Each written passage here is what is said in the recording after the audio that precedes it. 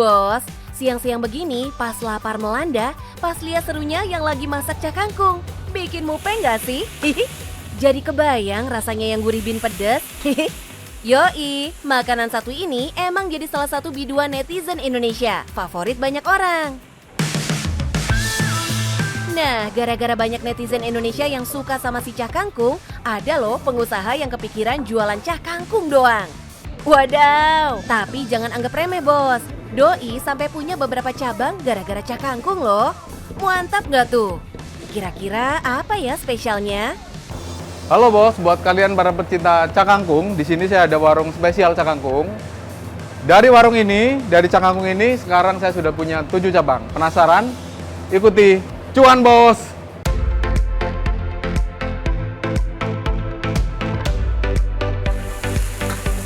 Wih, siapa sangka ya, dari cak kangkung malah bisa bangun restoran ya bos.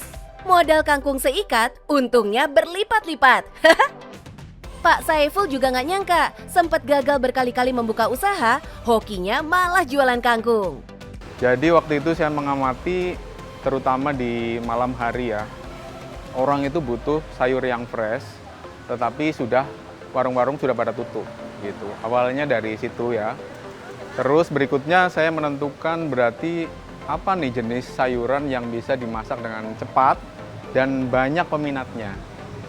Nah, kita riset dan ketemulah kangkung itu. Yes, bener banget strategi Pak Saiful ini ya bos.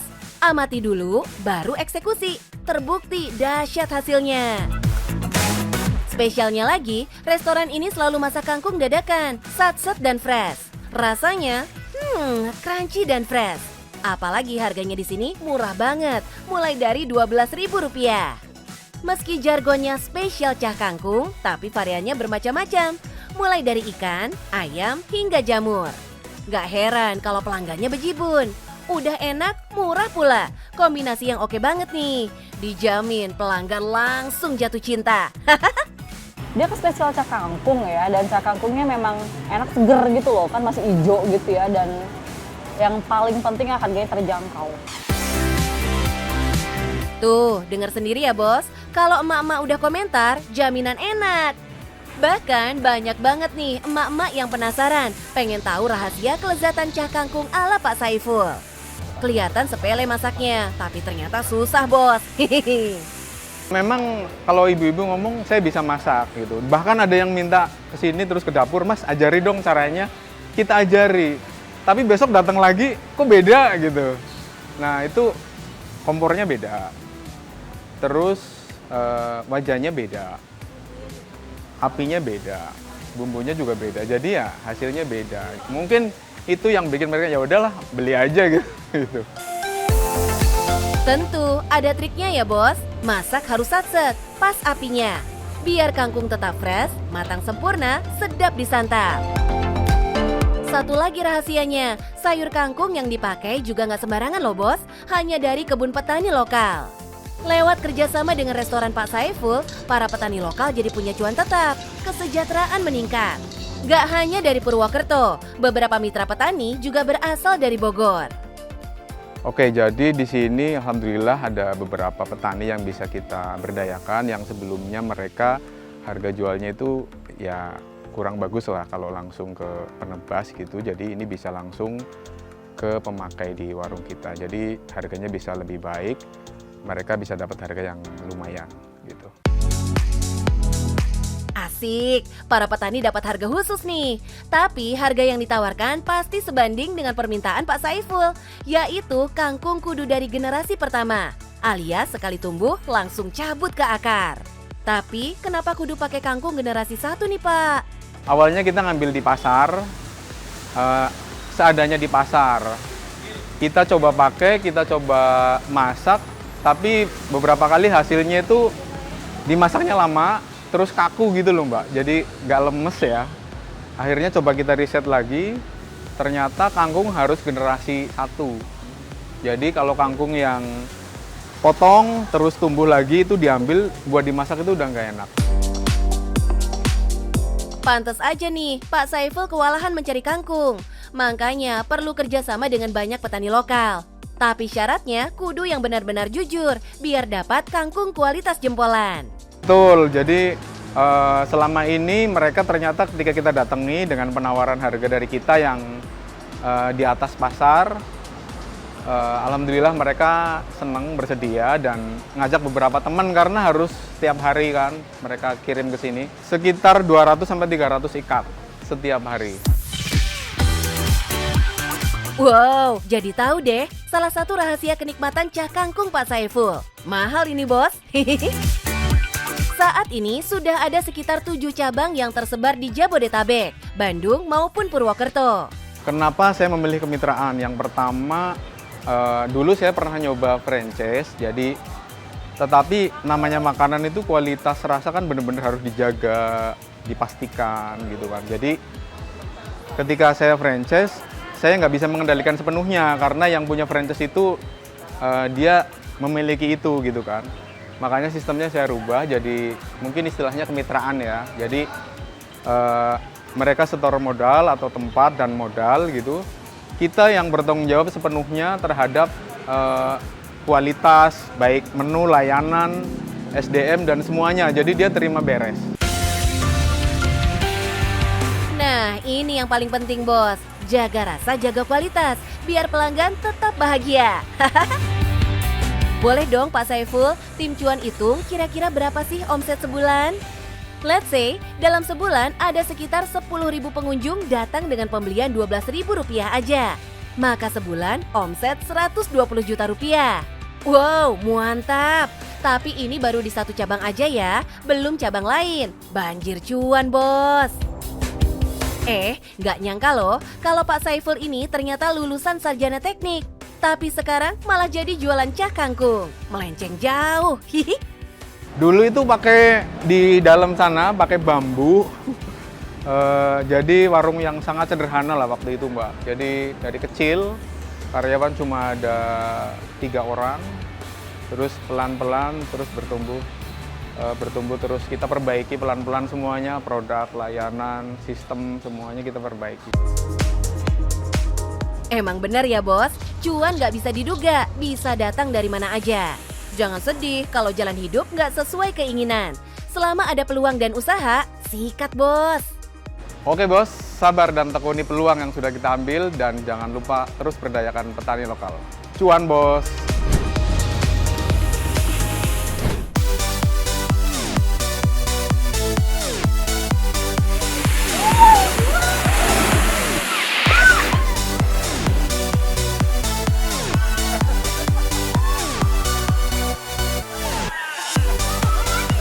Bos, nggak usah pening kalau lagi jalan-jalan ke Bandung nyari keseruan.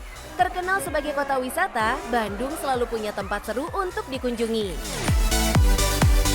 Buat yang lagi stres, lagi galau, yuk lepasin di waterpark terbesar di Jawa Barat, Wahoo Waterpark. Tempat liburan yang terletak di Padalarang ini emang baru banget launching bos, tapi udah diserbu karena berbagai wahananya yang seru. Bahkan penyanyi Gisel aja udah datang kemari. Ada sekitar 13 wahana yang tersedia bos, dan salah satunya menjadi wahana pertama tercepat di Asia Tenggara. Wow! Penasaran bos sama wahana di sini? Kuy, kita samperin permainan di sini. Halo bos, selamat datang di Wahoo Water World, waterpark terbesar dan hype di Bandung. Ingin merasakan keseruannya? Ikuti terus Cuan Bos.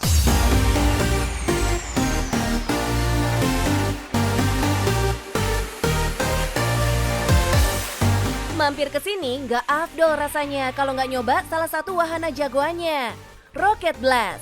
Seluncur air tercepat pertama di Asia Tenggara dengan ketinggian 15 meter dan panjang lintasan 120 meter. Rasanya mirip-mirip naik roller coaster bos. Kebayang nggak sepanjang itu hanya 26 detik sampai ke ujung seluncurannya. Wow, auto bikin adrenalin naik dan jantung copot ini bos. Kita lanjut lagi ke seluncuran pink ungu ini bos, yang disebut Abyss. Wahana ini menjadi wahana pertama yang dibangun di Wahoo Waterpark.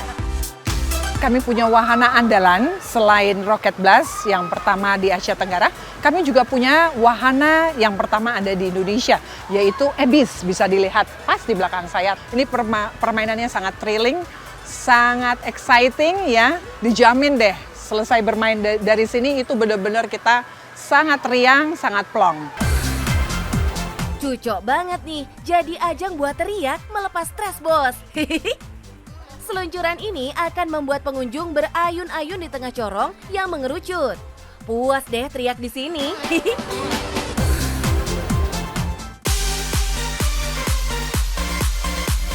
Selanjutnya, Bos, kita menuju wave pool atau kolam ombak. Di sini kita bisa merasakan sensasi terombang-ambing melawan derasnya ombak. Tapi kalau mau menikmati ini, kudu ceki-ceki waktu ya, Bos. Jangan sampai kelewatan, karena durasi ombaknya cuma 20 menit. Masih ada lagi wahana Boomeranggo. Wahana ini akan membawa pengunjung terjun bebas ke atas papan raksasa berbentuk vertikal. Layaknya permainan bumerang, pengunjung akan dihempas ke atas, kemudian meluncur turun ke kolam. Wush, seru pisan! Safety di sini nggak usah diragukan lagi, Bos. Semua wahananya dibuat dengan menggandeng kurang lebih 5 brand internasional yang secara kualitas no kaleng-kaleng. Jadi pengunjung sangat aman saat menggunakan wahananya. Segi safety ya, dari cara pembuatannya mereka udah sangat terukur, sudah benar-benar international license.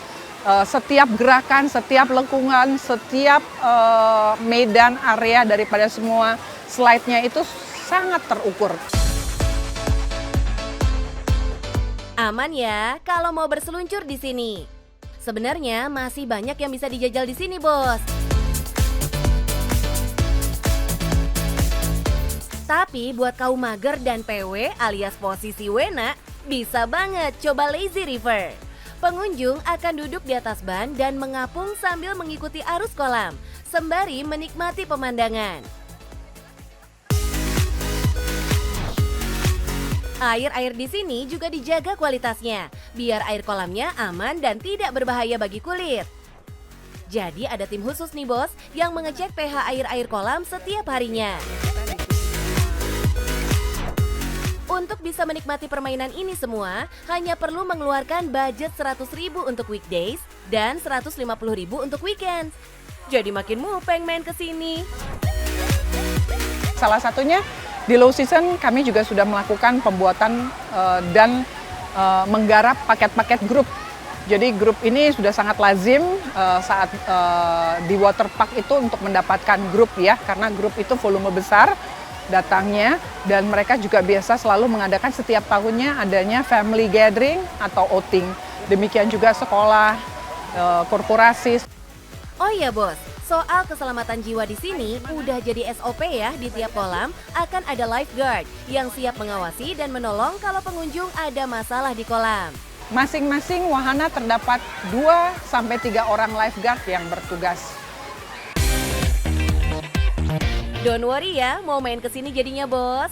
Kehadiran waterpark nggak dipungkiri membawa perkembangan bagi sekitarnya, baik dari sisi usaha wisata maupun sisi kuliner.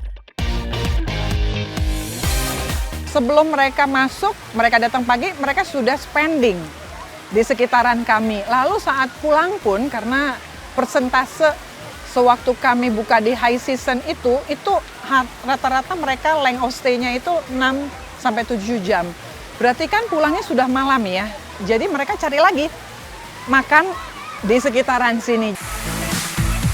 Wah, nggak hanya nyari cuan sendiri, ternyata bisa jadi ladang cuan bareng ya. Berapa ya kira-kira omset kasar dari usaha ini? Let's say dalam sebulan ada 2.000 orang yang datang dengan tiket seharga Rp100.000. Maka perkiraan omset adalah sekitar 200 juta rupiah. Yuhu, masuk tuh ratusan juta. Tapi bos, sebelum bisa serame ini, waterpark ini pernah kok dihadapi tantangan. Cukup challenging sih ya untuk permainan air buka di bulan puasa. Kenapa challenging? Karena market yang bermain di periode bulan puasa sangat niche banget. Saya ingat ketika pengunjung pertama kali datang, beberapa keluarga datang dengan senyum sumringah. Mereka sangat excited ingin bermain. Kami pun sambut dengan riang bersama maskot. dan memberikan souvenir kepada mereka. Gak disangka ya, dengan cara ini malah banyak menarik pengunjung saat itu.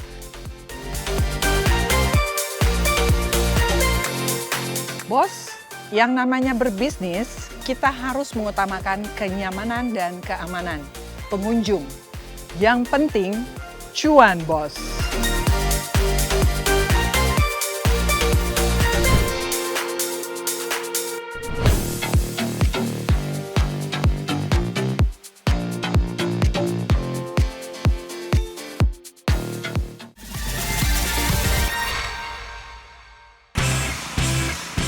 Bos, mumpung masih pagi hari nih, emang paling enak kalau kita jogging dulu, biar badan makin sehat dan bugar. Eits, tapi jangan lupa, abis jogging kita isi perut dulu ya. Nih, di Bandung ada tempat nyarap yang udah legend banget bos, Bubur Haji Mang Oyo. Tempat ini sempat viral banget di medsos loh, karena buburnya kalau dibalik nggak tumpah, alias tetap aja nemplok di piringnya. Penjualnya juga nyentrik nih bos, Mang Haji Oyo. Dengan ciri khasnya peci dan baju putih yang selalu doi pakai saat jualan. Tapi kok udah kesini nggak ada Mang Haji Oyo-nya ya? Ada di mana Mang? Halo Bos, selamat datang di Bubur Ayam Mang Haji Oyo. Bubur ini sempat viral loh karena buburnya dibalik tidak tumpah. Tahu nggak, sekarang kan udah 2 generasi. Penasaran dengan bubur ayam Mang Oyo ini? Tetap di Cuan Bos.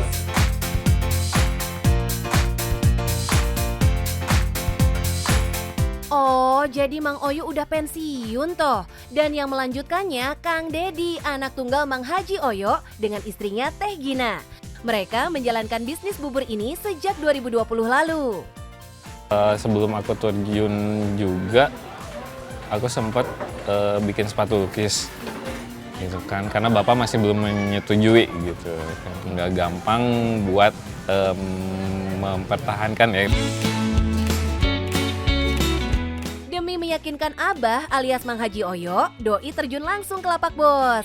Kang Dedi sadar betul, usaha keluarga yang sudah ada sejak 1976 ini punya pasar yang menjanjikan. Alhasil, dari usaha mencuri hatinya Abah, Kang Dedi mulai deh dipercaya Abah untuk meneruskan usaha keluarganya. Kebayang, setiap subuh, Kang Dedi bersama sang istri udah berbenah mempersiapkan sarapan pagi bubur ini, bos. Kalau misalnya untuk bikin buburnya sendiri itu dari jam 2 ya. Jam 2 tuh harus udah bangun, harus mempersiapkan segala macamnya. Itu sampai jam 5, kesini kita jam 5 dan buka dari setengah 6. Definisi pejuang subuh nih bos, nggak kalah sama ayam jago. Perharinya 10 kg beras mereka bisa produksi menjadi bubur. Dan satu dandang begini bos, masaknya bisa sampai 1 jam loh. Beras yang dipakai adalah beras asli dari Majalengka, kampung asal Mang Haji Oyo. Tapi sayangnya nih bos, kalau mau tahu kenapa bubur ini nggak tumpah pas dibalik, rahasia banget bos. Resep keluarga katanya. Intinya sih dari beras, takaran kaldunya itu harus ngepas. Soalnya dulu juga aku pertama bikin itu ada gagalnya gitu. Rata-rata pengunjung yang datang kemari banyakan dari Jakarta nih bos, yang penasaran sama bubur ini.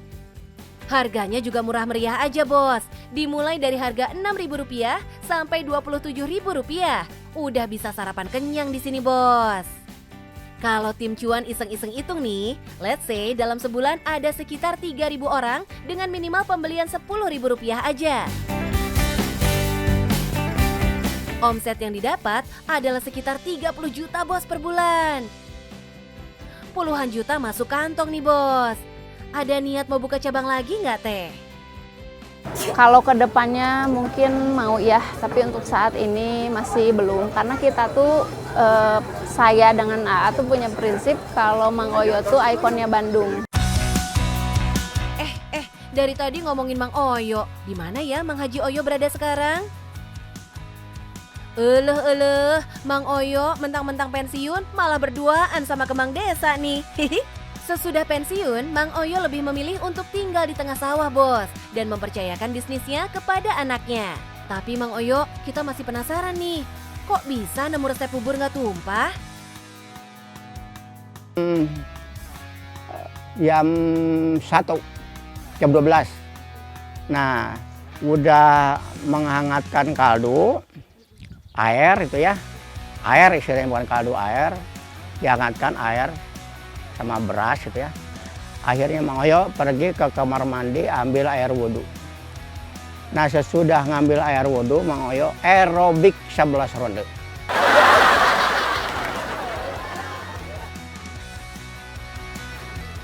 Semoga Allah memberikan rezeki yang besar dan halal dan memberi petunjuk ide yang bagus. Nah, coba ini kalau disaring itu masukkan ke beras kaldu ya. Itu resep yang sampai sekarang. Udah dimasukkan ke beras, ke bubur, dikudak jadi kental. Pas diginiin, nggak tumpah. Akhirnya diginiin, meneteskan air mata. Ya Allah, alhamdulillah ya Allah, ini resep bakal membawa maju usaha. Rajin sholat tahajud ternyata membawa berkah buat Mang Oyo. Doanya langsung diijabah Allah. Kalau udah jalur langit yang turun, semua urusan langsung dimudahkan. Lewat resep rahasianya ini, Mang Oyo bisa sampai buka 2 cabang di Bandung. Jauh sebelum memikirkan penerus nih bos, Mang Oyo susah sekali memiliki buah hati. Butuh waktu sekitar 19 tahun untuk punya Kang Dedi. Begitulah sayangnya Mang Oyo pada anak tunggalnya bos. Meskipun sejauh ini, bubur yang dibikin Kang Dedi belum 100% mirip sama buatan Mang Oyo. Anak-anak yang bikin sama aku yang bikin itu kadang beda. Ya bedanya nggak terlalu jauh gitu, cuman kelihatan aja. Apalagi kalau bapak yang ngenilai. Yang aku aja sebagai anaknya, bapak masih nilainya itu cuma 70% buat mirip bapak gitu.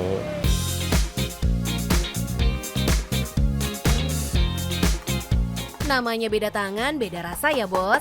Tapi soal resep tetap sama kok bos. Kang Dedi dan Teh Gina berkomitmen untuk terus memberikan servis dan pelayanan yang memuaskan pelanggan. Halo bos, apabila kita ingin mempertahankan bisnis kita harus mempertahankan kualitas beserta kepuasan pelanggan. Yang penting, cuan bos.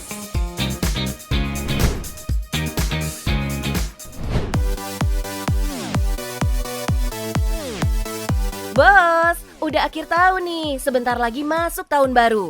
Waktunya bikin resolusi baru, tujuan baru, dan yang paling penting, HP baru ya bos. Apalagi nih, buat kalian yang ngerasa HP udah lemot, susah diajak hangout. Pasti butuh HP yang satset-satset, sigap bekerja plus kinclong menggoda. Tapi duit di kantong tinggal seada-adanya bos. Hadeh, kudu piye bos? Tenang, kalau jalan bareng tim cuan pasti ada solusi, nggak usah pusing bos. Nih, kita kasih rekomendasi tempat grosiran HP bekas yang nggak sembarangan bekas. Dijamin murah harganya, jempolan kualitasnya. Cus, kita samperin pusatnya HP second terbesar di Indonesia yang berlokasi di Kebonjeruk, Jakarta Barat. Biar bisa tampil keren dengan harga yang nggak bikin migrain. Handphone second terbesar di Indonesia, tempat laptop second terbesar di Indonesia. Pedagang, reseller yang mau gabung sama kita, yang mau cari cuan, di sini tempatnya. Jangan kemana-mana, tetap di Cuan Bos.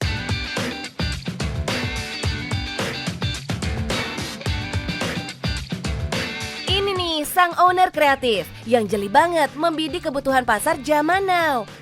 Mulai dari handphone, laptop, TV, bahkan sampai ke kamera. Yes bos, gadget sekarang udah kayak kebutuhan primer ya, apalagi HP. Barang satu ini bisa bikin pusing 7 keliling. Ada aja yang baru. Gak heran ya bos, banyak banget orang yang mumet gara-gara mau upgrade gadget tapi minim budget. Makanya begitu Kak Andrew buka usaha grosir HP di tahun 2006, langsung kebanjiran order bos. Gak pernah kekeringan pelanggan. Ada aja reseller yang datang tiap harinya buat borong HP bekas. Dapat ide dari mana sih Kak buat bikin usaha grosir ini? Awalnya itu kan handphone second ini didapat dari lelangan pegadaian yang nggak ditebus. Terus makin lama makin besar, makin gede. Terus akhirnya kita harus cari reseller sebanyak mungkin gitu. Jadi kita lihat kan peminatnya seberapa banyak. Ternyata banyak banget. Jadi kita putuskan untuk membesarkan bisnis ini. Hasil kejelian Kak Andrew akhirnya berbuah buka cabang di mana-mana. Ada di Jakarta, Surabaya, bahkan Medan, Bos. Pantes aja, modal awal 1 miliar pun langsung jreng, balik berkali-kali lipat cuma dalam beberapa bulan aja. Mantap, Bos. Tapi nggak cuma modal nekat aja, harus dihitung-hitung juga ya, Bos. Soalnya nggak mungkin ujuk-ujuk bisnis jadi gede. Di awal ngerintis, pria kelahiran 85 ini sempat pening mikirin dari mana datangnya para reseller ini. Banyak reseller yang puas dengan angkanya mereka. Jadi mungkin biasanya beli 5, terus akhirnya lama-lama 1 tahun, 2 tahun beli 50 atau beli 100 unit atau 500 unit, terus dia stop. Saya tanya dong ke reseller saya, kenapa kok cuma ngambil segini-segini, kenapa nggak lebih? Oh, saya udah cukup. Saya udah cukup, Mas. Saya udah cukup dengan penghasilan saya yang 50 juta, 100 juta sebulan. Jadi saya cukup. Loh, kenapa nggak mau ngambil lebih? Ini banyak, barang saya masih banyak loh. Enggak, saya udah cukup kok. Akhirnya saya harus terus-terusan cari reseller dong. Walaupun ini HP bekas, checking quality controlnya ketat bingit, Bos. Semua komponen dicek satu persatu. So, kualitasnya pasti jempolan, Bos. Mirip HP baru. Nah, HP di sini tuh dijual antara 300.000 sampai 5 jutaan aja per unitnya. Murah, Bos. Bahkan Kak Andrew berani jamin kalau harga di sini paling murah se-Indonesia loh. Pembeli kita itu semuanya reseller, pedagang dari seluruh Indonesia karena harga kita dijamin paling murah dan barang-barangnya sudah melalui quality check dan garansi 7 hari. Apabila ada kerusakan, uangnya dikembaliin full. Kerennya lagi, di sini nggak cuma jual HP, ada laptop, TV, kamera, sampai drone. Semuanya lengkap kap-kap. Pokoknya apa lu mau, gua ada. Gimana? Udah kepincut pengen jadi reseller? Catat dulu nih syarat dan ketentuannya. Syaratnya cuma punya KTP, terus punya toko mau online atau offline terserah, terus minimal pembelian 5 unit aja. Pertamanya ya minimal beli 5 unit, terus berikutnya boleh beli 1 unit, 2 unit. Ini untuk memilah-milah kamu itu sebenarnya untuk pakai sendiri atau untuk buat jual lagi. Tuh bos, gampang banget kan syaratnya? Pantesan aja tokonya selalu rame. Resellernya juga dari seluruh negeri. Wih, gemes nggak tuh? Nah, coba kita terawang omsetnya. Pasti bikin silau nih bos. Kita bisa jual sehari 1.000 sampai 5.000 unit handphone second, 100 sampai 500 unit laptop second. Giling, 1.000 HP ludes dalam sehari bos. Anggaplah 1.000 HP seharga 1,5 juta. Wah, bisa MM-an omsetnya bos. Itu sehari loh, kalau dalam sebulan, kaliin aja bos. By the way, resellernya paling jauh dari mana aja sih kak? Papua ada. Dari Papua ada, dia pertama kali terbang dulu, lihat dulu, habis itu kita video call aja. Kedepannya saya mau menumbuhkan atau membuat 100.000 pedagang baru, reseller baru. Yang dia tadinya nggak jualan apa-apa, tadinya mungkin kerja, jadi punya usaha. Tuh kan, pasar HP bekas tuh luas bos. Asalkan layanannya prima, kualitas barang terjaga, dan garansinya terpercaya. Aman deh semua. Nah, kayak Mas Rivo ini nih, doi datang jauh-jauh dari Jogja buat jadi resellernya Kak Andrew. 500 unit HP second bisa ia borong sekali perjalanan, bos. Gokil! Pertama itu, terus kedua garansi, terus juga bisa cari untung lagi ya. Kita jual di luar, kita bisa cari untung dari sini. Ya bisa bantu orang tua, bisa bantu saudara, terus ya udah bisa beli kendaraan sendiri. So, udah kepengen jadi reseller biar kebanjiran cuan? Nah, ada tips untuk berbisnis nih. Yang pertama, harus berani mencoba. Yang kedua, pantang menyerah. Yang terakhir, cuan bos.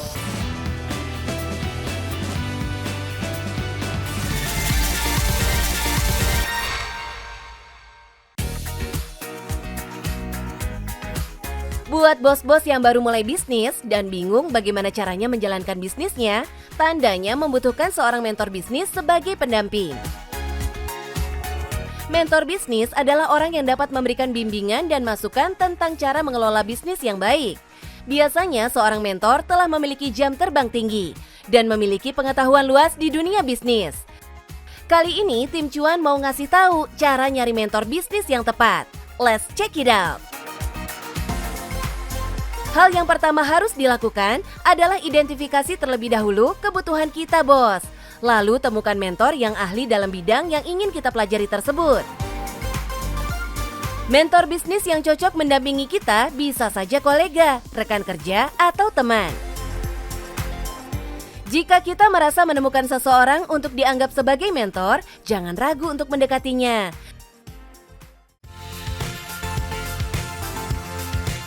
Terus, sampaikan kebutuhan kita ya bos. Dalam mencari seorang mentor, katakan secara spesifik kepada calon mentor apa aja kebutuhan yang mau kita pelajari.